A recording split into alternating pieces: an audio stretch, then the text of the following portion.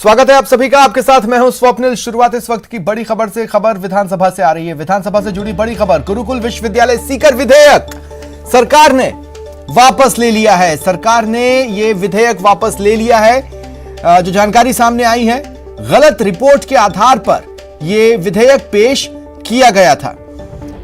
गुलाबचंद कटारिया और राजेंद्र राठौड़ ने सदन में मसले की सच्चाई रखी, जिसके बाद सरकार ने यह विधेयक वापस लिया है। ज्यादा जानकारी के लिए बात करेंगे सहयोगी बाबूलाल धायल से। बाबूलाल, क्या जानकारी है? देखिए, गुरुकुल विश्वविद्यालय सीकर का विधेयक था जिसको पारित किया जाना था, लेकिन जब चर्चा हुई तो विपक्ष के सदस्यों ने मौके की जो रिपोर्ट थी उस पर सवाल खड़े किए। राजेंद्र राठौड़ ने फोटोग्राफ सदन में दिखाए और कहा कि जिस तरह की जानकारी सदन को उपलब्ध कराई गई है विधेयक के जरिए, तो वो हालात जो है जमीन पर बिल्कुल इसके विपरीत है। वहां पर कोई इंफ्रास्ट्रक्चर खड़ा नहीं किया गया है, वहां पर कोई भौतिक संरचना नहीं बनाई गई है, कोई शैक्षणिक ढांचा खड़ा नहीं किया गया है। जबकि रिपोर्ट में ये बताया गया कि इतने कमरे वहां पे बना दिया गया है, इतना यानी कि निर्माण कार्य वहां हो गया है, जो कि बिल्कुल नहीं हुआ है। तो इसको लेकर के स्पीकर ने गहरी आपत्ति जताई और उन अधिकारियों पर भी उन्होंने तंज कसा कि इस तरह की गलत रिपोर्ट राजस्थान की विधानसभा में नहीं आनी चाहिए। तो आखिरकार जो मंत्री थे राजेंद्र यादव, उन्होंने कहा कि वो इस विधेयक को वापस लेते हैं क्योंकि सदन को गलत जानकारी उपलब्ध कराई गई है। सबसे बड़ी बात ये थी कि जो कमेटी थी उसमें जयपुर, अलवर और उदयपुर यूनिवर्सिटी के जो बड़े शिक्षाविद हैं वो शामिल थे। उन्होंने आखिर क्यों मौके पर जाकर के गलत रिपोर्ट दी? बड़े पैसे के लेन देन की भी बात इसमें कही गई। विधायकों ने आरोप लगाया कि सच्चाई को छुपाने के लिए और गलत तथ्यों को छुपाने के लिए जिस तरह की जानकारी सदन में दी गई है, इस पर एक्शन होना चाहिए। तो स्पीकर ने भी जो है वो सरकार को निर्देश दिए कि इस जैसे भी कोई भी अगर विश्वविद्यालय का विधेयक सदन में आता है तो उसका पूरा मैकेनिज्म होना चाहिए, पूरी सच्चाई पता होनी चाहिए, उसके बाद ही आना चाहिए। तो एक तरह से वापस लेना पड़ा सरकार को इस विधेयक को। एक तरह से किरकिरी हुई सरकार की और सरकार के मंत्री की। तो गुरुकुल लेकिन क्या जिस किसी ने भी गलत रिपोर्ट पेश की, जो अधिकारी इसमें शामिल हैं, उन पर कार्रवाई का कोई आश्वासन सरकार की तरफ से सदन को दिया गया? देखिए, इस बारे में जांच जरूर होगी क्योंकि सरकार को कदम पीछे खींचने पड़े हैं। और जब भी इस तरह का ये पहला वाकया है, पिछले कई सालों से हम लोग देखते आ रहे हैं, नए नए विश्वविद्यालय खुलते रहे हैं, चर्चा होती है, बहुत सारी आपत्तियां आती हैं, लेकिन सब चीजों को दरकिनार कर दिया जाता है क्योंकि मौके पर अगर आधारभूत ढांचा खड़ा हो जाता है, जो नियम कायदों को अगर 19-20 भी होता है तो उसको विश्वविद्यालय को मंजूरी दे दी जाती है विधानसभा की ओर से। लेकिन जब जंगल में कोई विश्वविद्यालय खड़ा किया जा रहा है और उसकी जगह दूसरी बताई जा रही है, उसकी जमीन की लोकेशन कहीं और की बताई जाती है, खसरा नंबर गलत बताया जाता है, मौके पर कोई निर्माण कार्य होता ही नहीं है, और फिर विश्वविद्यालय की अनुमति लेने के लिए, मान्यता लेने के लिए राजस्थान की विधानसभा में देखिए। शुक्रिया बाबूलाल हमारे साथ जुड़ने के लिए और तमाम जानकारी के लिए। और बढ़ेंगे आगे, बात विधानसभा की ही करेंगे। आज एक और घटनाक्रम सुर्खियां बटोर रहा है। विधानसभा में सीएम के सलाहकार संयम लोढ़ा ने गुलाम वाला बयान दिया, जिस पर हंगामा हुआ। संयम ने खुद को और कांग्रेस नेताओं को गांधी नेहरू परिवार का गुलाम बताया। हरिदेव जोशी पत्रकारिता और जनसंचार यूनिवर्सिटी संशोधन बिल पर बहस के दौरान संयम ने कहा, हां हम हैं गुलाम, जब तक हमारे शरीर में सांस है हम गांधी नेहरू परिवार की गुलामी करेंगे क्योंकि इस देश का निर्माण गांधी नेहरू परिवार ने किया है। संयम लोढ़ा के इतना कहते ही उपनेता प्रतिपक्ष राजेंद्र राठौड़ ने आपत्ति जताई। कहा, हे गुलामों, यह नई संस्कृति आई है, आपको बधाई हो गुलामी के लिए, गुलाम अपनी बात नहीं कह सकता। जब विचार व्यक्त किए जा रहे थे तो यह कहा कि ये तो गांधी नेहरू परिवार के गुलाम है। हां हम हैं गुलाम, और जब तक हमारे शरीर में सांस है हम गुलामी करेंगे क्योंकि इस देश का निर्माण नेहरू का ने किया है। गुलामों, ये नई संस्कृति आई है। और सब अध्यक्ष महोदय, मुझे आज बड़ी तकलीफ है, प्रजातंत्र के सबसे बड़े सदन में एक गुलाम, जो मेरे मित्र हैं, सिरोही से आने वाले मित्र, उन्होंने कहा मैं गुलाम हूं। इन शब्दों को एक्सपेंज कराओ, मेरे आंसू निकल रहे हैं, मैं खड़ा रहने में कांप रहा हूं। इन शब्दों को एक्सपेंज कराओ इनको, क्योंकि वरना ये गुलाम भी न माने जाएंगे। पूरा राजस्थान आपको गुलाम मानेगा गांधी परिवार का। आपको गर्व है ना गांधी परिवार के? देखो, धन्यवाद, आपको बधाई। श्री संयम लोढ़ा। और एक और बड़ी खबर सुन लीजिए। पाली के बाली में एक युवक की मौत के मामले से जुड़ी ये बड़ी खबर है। जो प्रदर्शनकारी हैं वो विधानसभा के गेट तक पहुंच गए। धारा 144 तोड़कर ये प्रदर्शनकारी वहां पर प्रदर्शन के लिए पहुंचे। हालांकि पहले तो पुलिस थकपका गई, लेकिन उसके बाद फिर प्रदर्शनकारियों को वहां से खदेड़ा गया। एक तरह से देखा जाए तो तमाम जो व्यवस्थाएं विधानसभा के आसपास हैं, धारा 144 को सुनिश्चित करने के लिए जो भी व्यवस्थाएं हैं, उसे धत्ता बताते हुए ये प्रदर्शनकारी विधानसभा के गेट तक पहुंच गए। ज्यादा जानकारी के लिए बात करेंगे सहयोगी दिनेश से। दिनेश, पूरा घटनाक्रम बताएं।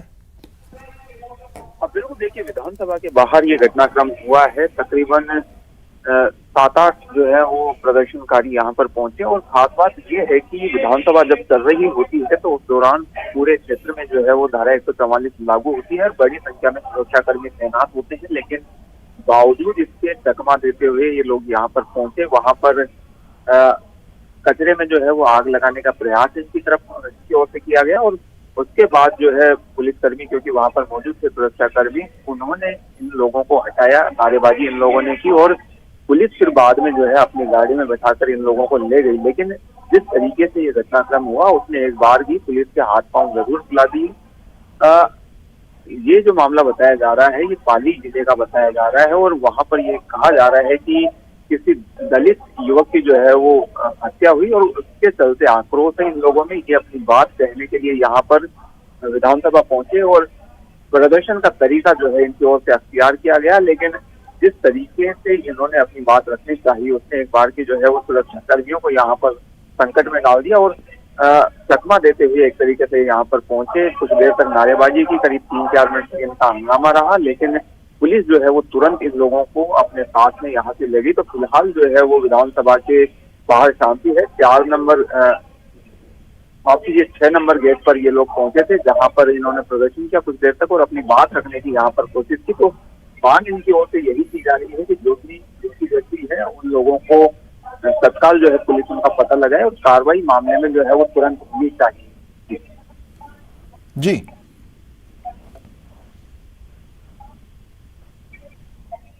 दिनेश, बहुत बहुत शुक्रिया आपका तमाम जानकारी के लिए।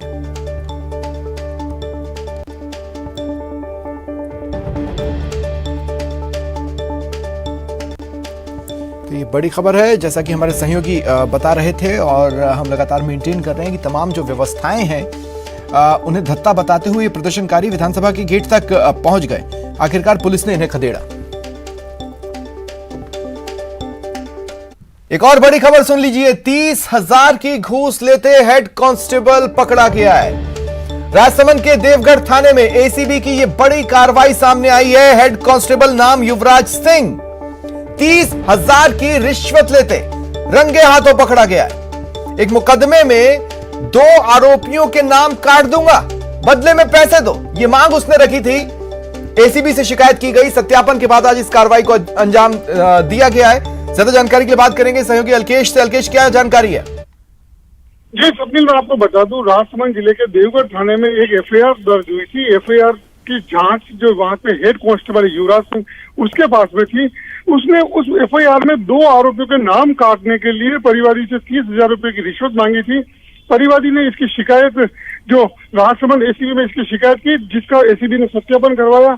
एसीबी के अधिकारी अनूप सिंह की अगुवाई में आज जो एसीबी की टीम जब थाने पहुंची, और जो बोगस जो ग्राहक बनाकर जो भेजा था, जो नोट जिनके ऊपर जो एसीबी ने मार्क करके भेजा था, वो 30,000 रुपए देते हुए एसीबी ने रंगे हाथों हेड कांस्टेबल युवराज सिंह को थाने में ही दबोच लिया। फिलहाल थाने में कार्रवाई जारी है, और एसीबी अभी जो अपने सारे तथ्य है वो वहां से जुटा रही है। जी, इस हेड कांस्टेबल के बारे में बताएं, क्या पूर्व में भी इस तरह की किसी घटनाओं में उसका नाम जुड़ा है? क्या उसकी शिकायतें एसीबी को मिलती नहीं है? पूर्व की अब जो घटना की बात होगी तो एसीबी कुछ देर में, क्योंकि अभी फिलहाल एसीबी की थाने के अंदर कार्रवाई जारी है, और हमने कुछ हमारे जो दर्शकों के लिए कुछ एक्सक्लूसिव फुटेज जो हमने मतलब हमारे निकाल के लाए, सामने लाए। फिलहाल एसीबी की कार्रवाई जारी है, और हमारी जो एसीबी के अधिकारी हैं अनूप सिंह, उनसे हमारी बात हुई है, तो उन्होंने कहा हम थोड़ी देर में पूरे मामले का तमाम जानकारी के लिए। धौलपुर के कथित गैंगरेप मामले में अपडेट है। राष्ट्रीय महिला आयोग की टीम धौलपुर आएगी। 3 सदस्यीय टीम पीड़ित और पीड़ित के परिवार से मिलेगी, बातचीत करेगी, उनका पक्ष जानने की कोशिश करेगी। साथ ही इस घटना को लेकर एसपी एसएचओ से भी राष्ट्रीय महिला आयोग की टीम बातचीत करेगी। बता दें कि 15 मार्च को 26 साल की महिला से कथित गैंगरेप का मामला और मारपीट का मामला सामने आया। हालांकि धौलपुर के एसपी ने हाल ही में यह खुलासा किया कि दरअसल गैंगरेप नहीं हुआ था, मारपीट जरूर हुई थी।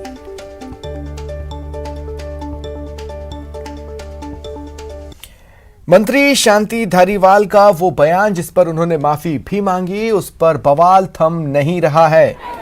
कोटा से आज चंडी मार्च की तस्वीरें सामने आई। बीजेपी महिला मोर्चा ने ये चंडी मार्च निकाला और इस दौरान काफी हंगामा देखने को मिला। बीजेपी महिला मोर्चा के कार्यकर्ताओं ने हंगामा किया। वहीं इस प्रदर्शन के रूट को लेकर प्रहलाद गुंजिल और पुलिस में तनातनी भी देखने को मिली। हालांकि बाद में कलेक्ट्रेट पहुंचे ये सभी और एक छोटी सी सभा हुई और उसके बाद फिर चंडी मार्च खत्म हुआ।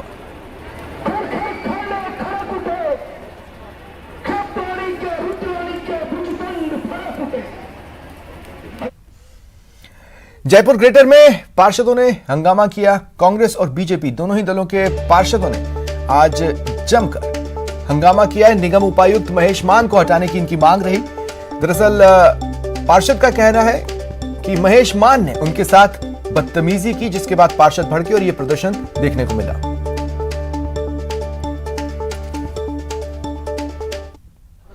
डीसी प्लानिंग में जो महेश कुमार मान अधिकारी है, मेरे को उन्होंने ये साफ कहा है कि अगर आप ज़्यादा ये करोगे तो आपको राजकार्य में बाधा डालकर फंसवा दिया जाएगा। यानी जनता द्वारा चुना गया प्रतिनिधि अगर अपने हक की लड़ाई लड़ने आता है तो उसे ये धमकियां दी जाती है। और अब बात खबर के असर की। न्यूज 18 राजस्थान की खबर का बड़ा असर हुआ है। उदयपुर में रोड रेज मामला सामने आया था। न्यूज 18 ने इस खबर को प्रमुखता से दिखाया, जिसके बाद दमदार असर भी देखने को मिला है। पुलिस ने त्वरित कार्रवाई कर 3 आरोपियों को गिरफ्तार किया है।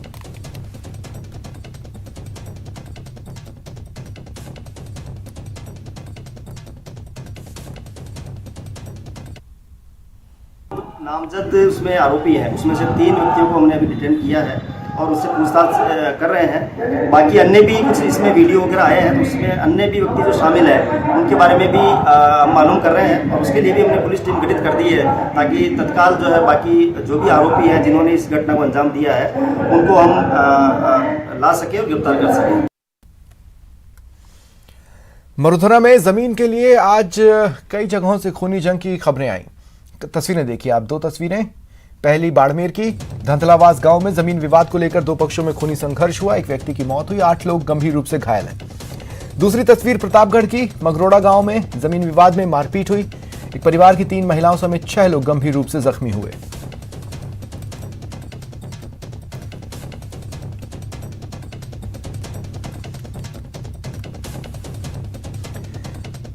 सवाई माधोपुर के रणथंभौर नेशनल पार्क के जोन नंबर 1 से ये तस्वीरें आई हैं। दरअसल ये एक टाइगर की अपनी टेरिटरी है और इसमें एक लेपर्ड आ गया। ये बात टाइगर को बिल्कुल पसंद नहीं आई, नागवार गुजरी। उसने गुस्सा होकर लेपर्ड पर हमला कर दिया, उसे घायल कर दिया।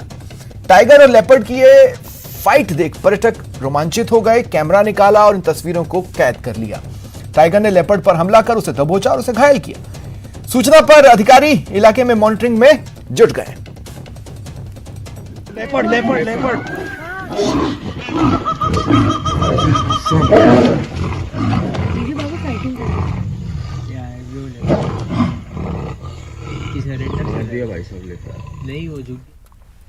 देश के कई राज्यों की तरह राजस्थान के कुछ जिलों में भी हीट वेव चल रही है। ऐसे में मार्च में ही मई जून की गर्मी का एहसास हो रहा है। यही नहीं, कुछ जिलों में तो तापमान और गर्मी ने रिकॉर्ड तोड़ दिए हैं। जैसलमेर में अधिकतम तापमान 40 डिग्री सेल्सियस तक पहुंच गया। दिन में लू के साथ ही रात में भी जोरदार गर्मी बेचैन कर रही है। गर्मी के तीखे तेवर के चलते आमजन घरों में ही रहने में भलाई समझ रहे हैं। संवाददाता श्रीकांत व्यास ने शहर का जायजा लिया। सप्ताह में जैसलमेर में लगातार पारा चढ़ने लगा है तो दोपहर होते होते अब गर्मी अपना तेवर दिखाती है और पारा 40 के पार हो जाता है। देखिए इस वक्त हम जैसलमेर की व्यस्तम सड़कों पर है जहां पर दिन भर रेलमपेल रहती थी, लेकिन जैसे जैसे गर्मी बढ़ने लगी है तो अब जो है वो चौराहे और सड़कें भी खाली होने लगी। इक्का दुक्का वाहन लेकर लोग जो है यहाँ से गुजर रहे हैं और जो लोग निकल भी रहे हैं वो चश्मा, टोपी और अन्य चीजों का जो है वो इस्तेमाल कर रहे हैं गर्मी से बचने के लिए।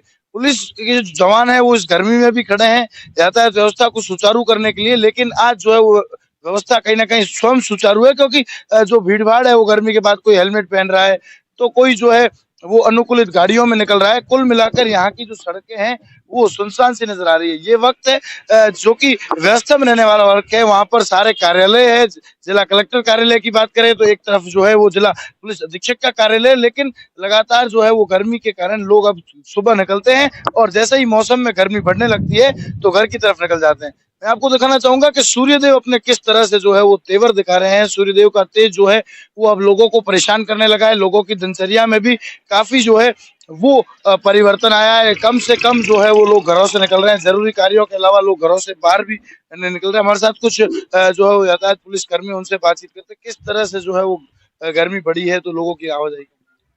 गर्मी को देखते हुए आवाजाही व्हीकल बहुत कम आ रहे हैं। जो व्हीकल आ रहे हैं उनको ज्यादा से ज्यादा मोटरसाइकिल चालकों को हेलमेट पहनने व फोर व्हीलर व्हीकलों को सीट बेल्ट लगाने की हिदायत की जा रही है। यहाँ पर कुछ महिलाएं निकल रही है। मैं आपको दिखाना चाहूंगा कि उन्होंने किस तरह से जो है वो पुलिस कर्मी भी है तो मुंह पर जो है वो कपड़ा ढक रखा है, क्योंकि गर्मी जो है वो लगातार बढ़ती हुई नजर आ रही है। कहीं ना कहीं गर्मी को लेकर परेशानी का सामना भी करना पड़ रहा है। श्रीकांत व्यास, न्यूज़ 18 जैसलमेर। रुकते हैं ब्रेक के लिए। पिछले 2 सालों में कोरोना ने जिस सेक्टर को सबसे ज्यादा तबाह किया वो है टूरिज्म सेक्टर। देश विदेश से पर्यटकों की आवाजाही बंद होने का असर प्रदेश की शाही सवारी पैलेस ऑन व्हील्स पर भी पड़ा। ट्रेन पटरी पर खड़ी रही, उसके रखरखाव पर ही 4 करोड़ से ज्यादा खर्च हो गए। हालांकि पर्यटन विभाग इसे सितंबर तक फिर से शुरू करने का दावा कर रहा है। शाही सफर पर कोरोना की मार, 2 सालों से पटरी पर खड़ी बेकार, पैलेस ऑन व्हील्स बेहाल, शाही सफर का सफर काल, सोने के लिए बिस्तर गद्देदार, बैठने के लिए सोफे शानदार, नाश्ते खाने के लिए व्यंजन जायकेदार, तस्वीरें देखते ही मन में किसी शानदार होटल की छवि साकार होने लगती है। लेकिन ये होटल नहीं, ये ट्रेन है। हैरान मत होइए, ये 16 आने सच है। ये खूबसूरत नजारे शाही सवारी पैलेस ऑन व्हील्स ट्रेन के हैं, जो अपनी खूबसूरती और शानदार सुविधाओं के कारण देशी विदेशी पर्यटकों की खास पसंद है। लेकिन कोरोना की मार से आजकल ये बेहाल है। पिछले 2 सालों से ये शाही सवारी पटरी पर ही खड़ी है और अपने पुराने दिनों की वापसी का इंतजार कर रही है। ये ट्रेन दुनिया की लग्जरी ट्रेनों की सूची में 4थे स्थान पर है। ट्रेन में ऐसे कोच लगे हैं जिनका इस्तेमाल कभी हैदराबाद के निजाम, राजपूताना के रजवाड़े और ब्रिटिश वायसराय किया करते थे। ट्रेन के कोचों को कुछ उसी शान और शौकत के अंदाज में सजाया भी गया है। साथ ही हर केबिन का नामकरण राजस्थान के महलों और किलों के नाम पर रखा गया है। ट्रेन में 39 डीलक्स केबिन और 2 सुपर डीलक्स केबिन हैं। इन डीलक्स केबिन में 82 यात्रियों को जगह दी जाती है। हर केबिन के साथ अटैच्ड वॉशरूम है, लेकिन कोरोना काल ने इसे बेहाल कर दिया है। हालांकि पर्यटन विभाग सितंबर में इसे फिर से पटरी पर लाने का दावा कर रहा है। सर, 2 साल बाद अब पैलेस ऑन व्हील शुरू होने जा रही है। कैसे वो शुरू होगी, कब से शुरू होने जा रही है? जल्दी पैलेस ऑन व्हील शुरू होगी, आपको खुशी होगी।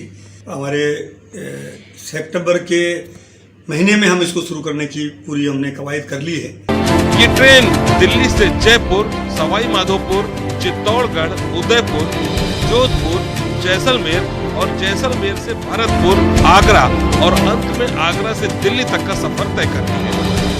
चलिए अभी भी जान लेते हैं कि शाही सवारी के लिए कितना खर्च करना पड़ता है। 7 रातों के लिए डीलक्स केबिन सिंगल ऑक्यूपेंसी का किराया है 5,30,600 रुपए, जबकि 7 रातों के लिए सुपर डीलक्स केबिन का किराया है 9,42,480 रुपए।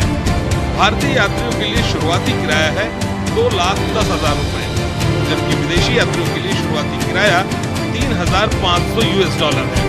इसके अलावा 4.5% सर्विस टैक्स भी देना होता है। लेकिन कोरोना काल यानी 2020 से 2022 तक इस ट्रेन में सफर करने वालों का आंकड़ा 0 रहा। ट्रेन भले ही पटरी पर खड़ी रही, लेकिन 2 सालों में इसके रखरखाव पर 4 करोड़ से ज्यादा खर्च हो चुके हैं। निश्चित रूप से सबसे ज्यादा कोरोना का जो प्रभाव पड़ा 2 साल का, वो टूरिज्म इंडस्ट्री पे ही पड़ा है।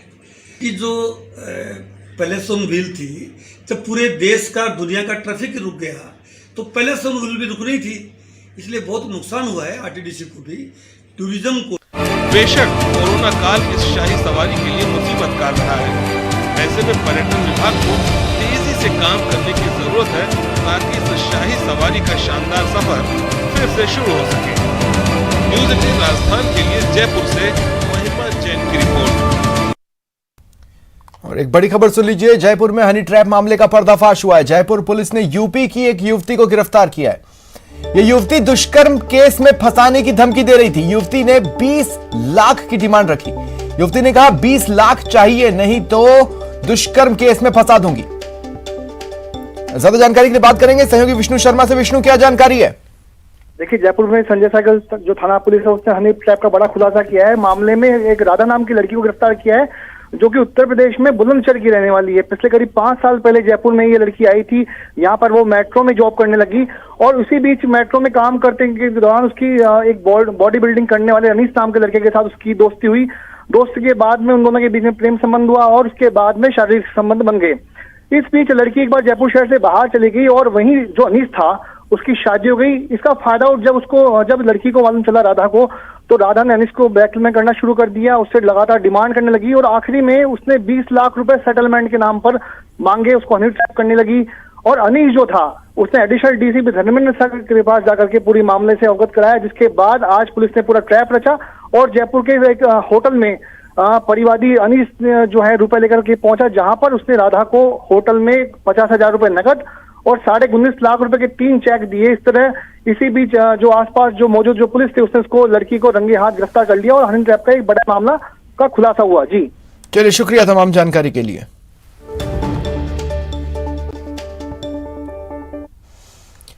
फिलहाल इतना ही, मुझे दीजिए इजाजत, नमस्कार।